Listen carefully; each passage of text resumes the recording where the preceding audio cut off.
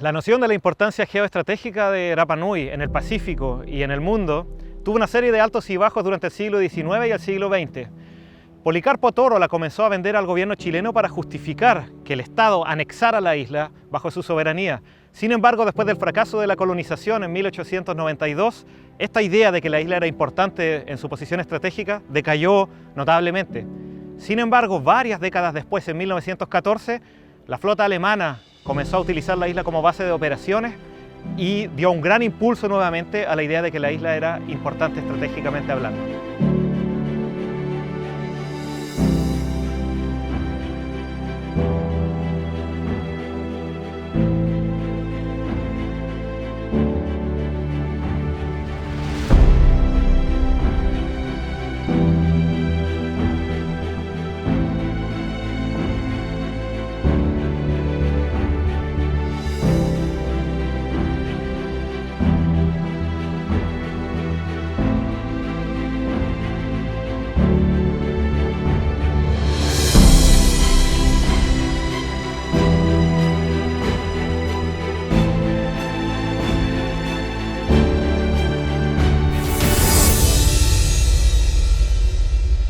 En 1914, acá en Rapa Nui se vivió el fenómeno de la rebelión dirigida por María Angata, al mismo tiempo que en Europa comenzaba una gran conflagración entre las potencias de ese continente, la Primera Guerra Mundial.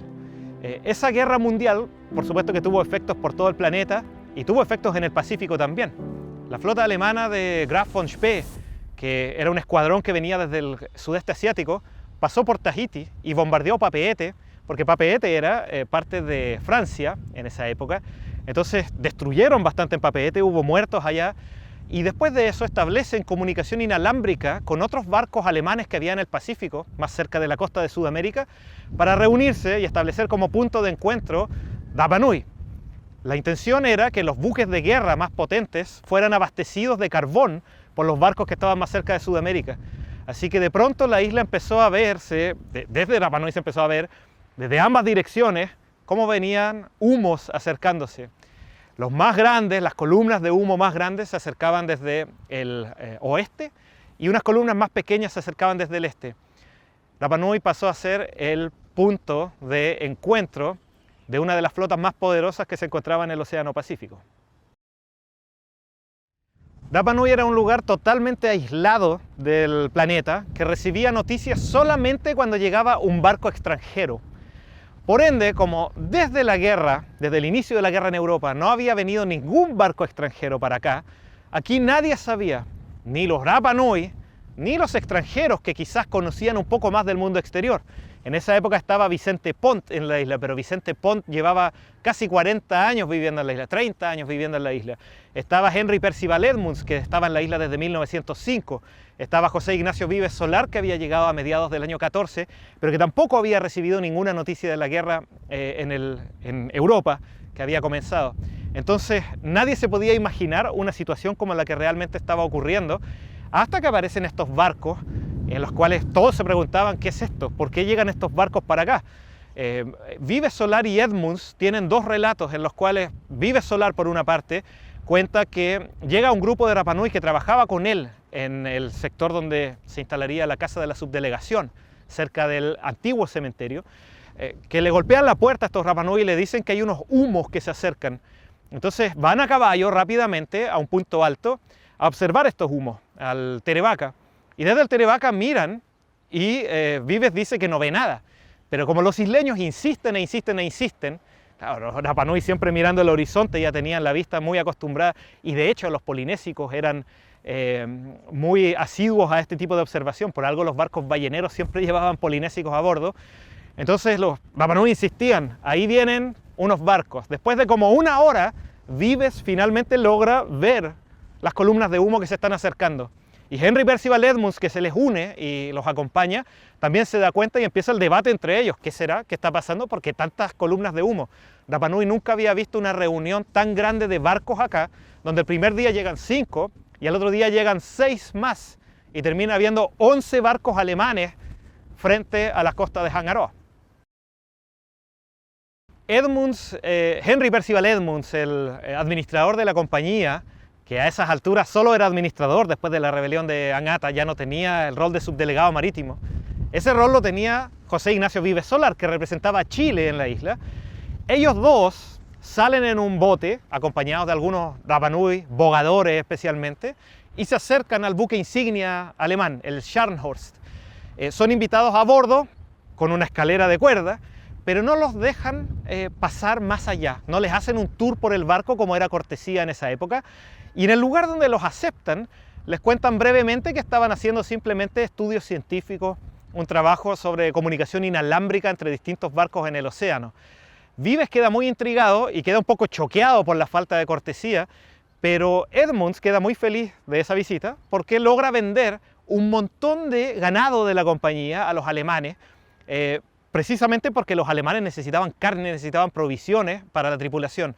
Y como son muchos barcos y son muchos tripulantes, fue mucha la cantidad que le ofrecieron a Edmunds por todos los animales. Así que Edmunds inmediatamente baja con Vives para prepararse para el día siguiente la gran matanza de ganado que tenía que hacerse para poder llevar la carne a los barcos. De la visita del 12 de octubre de 1914 no hay muchos registros fotográficos. Hay una foto en muy mala calidad de los barcos alemanes que aparece difusa o velada, pero que existe.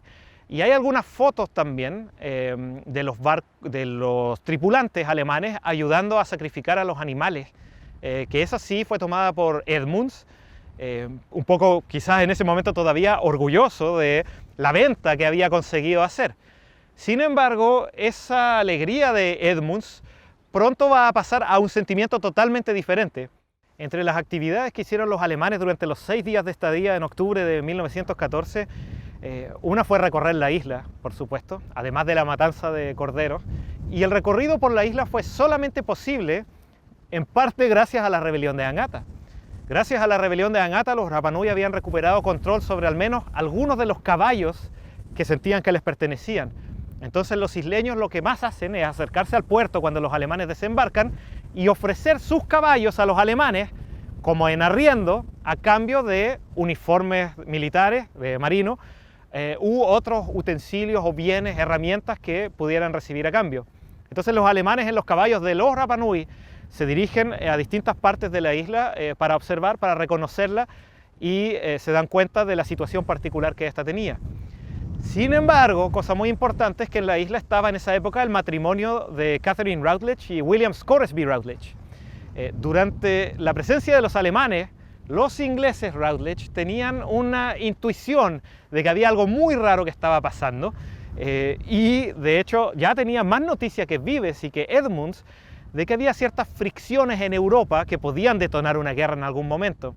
Entonces ellos se dieron cuenta de que los alemanes iban hacia Ranor-Araku, un lugar donde ellos habían excavado bastante y tenían varios moai revelados hasta su base, y en una especie de guerra cultural y guerra arqueológica se van rápidamente a caballo con todos sus ayudantes de campo Rapa Nui, toman unas palas y empiezan a cubrir todas las excavaciones que tenían ahí en Ranor-Araku para que los alemanes que llevaban máquinas fotográficas no pudieran fotografiar esos descubrimientos y llevar las imágenes de vuelta al continente, revelarlas allá y revelarle al mundo lo que los Routledge sentían que estaban descubriendo para toda la humanidad.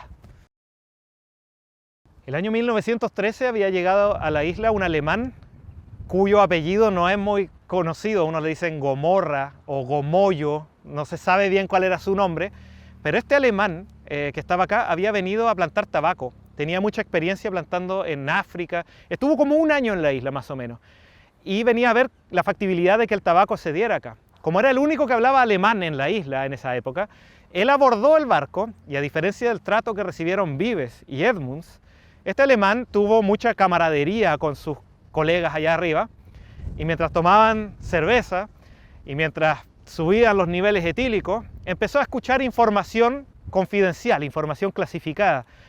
Y parte de esa información era que los alemanes estaban en guerra en Europa y que ellos estaban ganando y todo eso. Entonces finalmente cuando baja este señor de vuelta, se encuentra con los Rapa Nui, por supuesto, que tratan de sacarle la información a este alemán. Y después de algo de esfuerzo, logran recibir la información en la que el alemán orgulloso decía que estaban ganándole la guerra a los franceses y a los ingleses. Así que de ahí inmediatamente se diseminó la noticia por todos lados y Henry Percival Edmunds, que estaba muy contento hasta ese momento por haber vendido el ganado, de pronto tiene una sensación muy amarga de que si realmente es cierto lo que estaban contando los alemanes.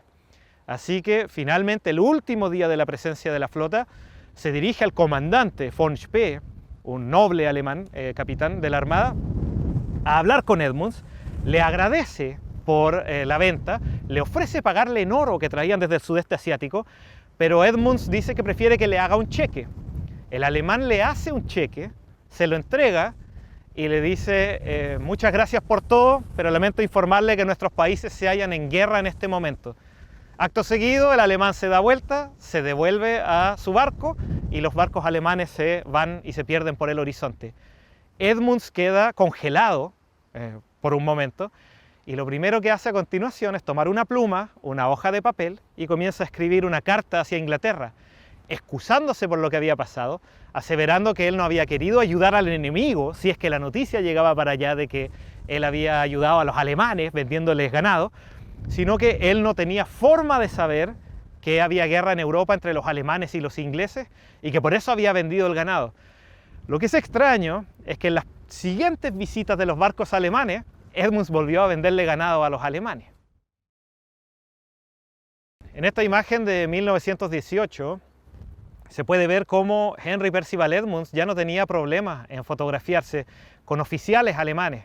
En este caso son los oficiales alemanes de la goleta Fortuna, que naufragó en la isla a fines de 1917 y se quedaron varios meses hasta 1918 antes de ser llevado al continente, goleta que era capitaneada por Alfred Kling. Después de la visita de la flota alemana y su partida, que culminaría con los alemanes siendo hundidos en las Islas Malvinas, son más bien barcos auxiliares, cruceros auxiliares que hacían operaciones furtivas tratando de romper las redes de suministro marítimo de sus enemigos, los que van a visitar la isla. Especialmente importante es la visita en diciembre del Prinz Eitel Friedrich, un crucero auxiliar que había capturado dos barcos, el barco inglés Kildelton y el barco francés Jean. Tenían a bordo a las tripulaciones de ambos barcos y tenían el barco francés siendo remolcado detrás cuando llegan a la isla en diciembre, muy cerca de la Navidad del año 1914. Durante su presencia en 1914, el Prinz Eitel Friedrich estaría yendo y viniendo varias veces entre la isla y alta mar, en una situación bastante extraña para los que estaban presentes en la isla, que no sabían bien qué estaba pasando. Durante una de sus estadías en la isla, además de recibir ganado nuevamente de Henry Percival Edmunds y llevarlo al barco para la tripulación, aunque en menor cantidad que la vez anterior, arrendaron caballos de los Rapa Nui, los llevaron hasta el Terevaca y en el Terevaca instalaron un extraño dispositivo que nunca nadie presente en esta isla había visto. Uno de los alemanes de la tripulación se puso unos audífonos y el resto operaba unos diales y unas palancas de este aparato. La arqueóloga inglesa Catherine Routledge se acercó, pero como se rehusaba a hablarle a los alemanes después de saber de que estaban en guerra con Inglaterra, fue Juan Tepano, el ayudante de campo y traductor de Catherine Routledge, el que se acercó a hablar con los alemanes. Juan Tepano conversa con los alemanes y se entera de que es una clase de dispositivo de radio. Como Juan Tepano había hecho el servicio militar en Valparaíso a fines del siglo XIX, algo había escuchado de cosas de ese estilo. Entonces, están tratando de encontrar barcos enemigos los alemanes que estén cerca de la isla para luego subir a su propio barco y salir a cazarlos en alta mar. De pronto, en algún momento, se sacan los audífonos la persona que escucha, los alemanes empacan todo, bajan en los caballos de los Rapa Nui, suben al bote del barco, se devuelven y salen y desaparecen. Durante toda esa noche los isleños le aseguraban tanto a Henry Percival Edmunds como a José Ignacio Vives Solar, el subdelegado marítimo y representante del Estado, que se escuchaban cañonazos en la distancia. Aunque ni Edmunds ni Vives los escucharon, los isleños siempre decían que los escuchaban. Cuando vuelve el barco al día siguiente, vuelve solo, pero finalmente ya preparan todo para partir de una vez por todas, así que toman el barco francés, el Jean, lo llevan a unos 2 kilómetros más afuera, lo cañonean y lo hunden en aguas territoriales de Rapa Nui. Durante la estadía del Prinz Eitel Friedrich se tomaron bastantes fotos, algunas las tomó Henry Percival Edmunds y otras al parecer las tomó algún tripulante del barco. Las fotografías en su mayoría son inéditas y no han sido encontradas. Hace poco se subastó un álbum de fotografías que fue vendido de algún tripulante del Prinz Eitel Friedrich, pero hay una fotografía en particular que es bastante conocida porque fue publicada por Vives Solar en un artículo sobre la Navidad de 1914 que él publica en revista Zigzag. En esa fotografía se aprecia un grupo de isleños compartiendo con el capitán, el comandante del Prinz Eitel Friedrich, que está en el centro de la imagen.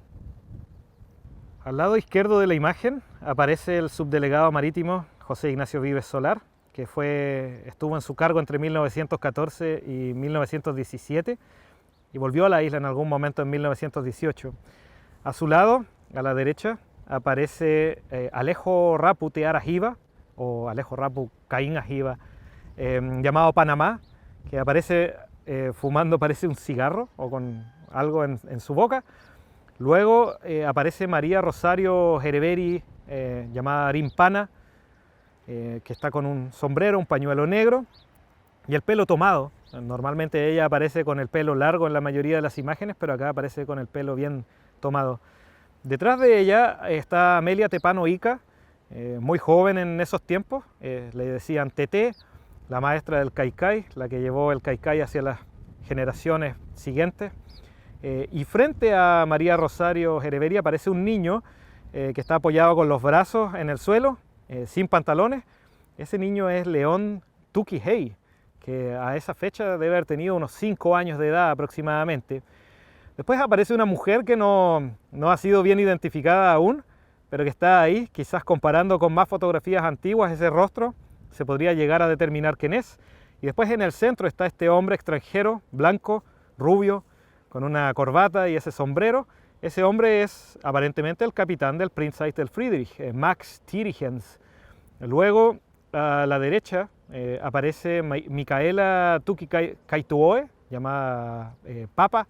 Micaela Tuki, madre de muchos hijos, tiene una gran descendencia acá en Rapa Nui, en distintas familias hoy que tienen en común a ella como ancestro. Y luego aparece con un bebé, Viviana Teave Manus Euroroa o Viviana Chávez, llamada Pua Omotoji, con su hijo Epifanio Jereveri en brazos. A su lado aparece Clementina Hito Temanurae. Clementina Hito era llamada Ikameamea, también tuvo descendencia, y al lado de ella está su hermana Elena Hito Temanurae, llamada Ren Atiko. Y finalmente detrás aparece María Virginia Riroroko Mahute, hija del rey Riro, y que tendría también una numerosa descendencia entre los Teao Riroroko.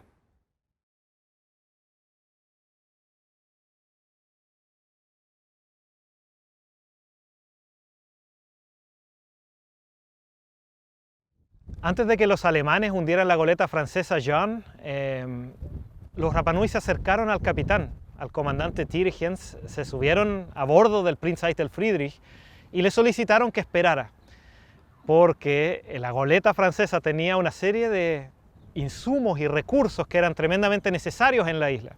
Madera, tela, el mismo material de las velas de la goleta francesa, que si bien era a vapor, tenía también velas para navegar. Entonces los isleños querían sacar todo lo que sirviera antes de que los alemanes hundieran la carcasa del barco prácticamente. Como ya se había producido un encuentro entre el capitán y los Rapa Nui, como atestigua la fotografía que vimos hoy, eso permitió que el alemán se sensibilizara de esta necesidad de los Rapa Nui y les permitiera efectivamente en unas 3 o 4 horas sacar todo lo que había de ese barco francés, traerlo a tierra, y recién ahí lo remolcó un poco hacia afuera y lo hundió, todavía en aguas territoriales de la isla, unos 2,5 kilómetros mar afuera.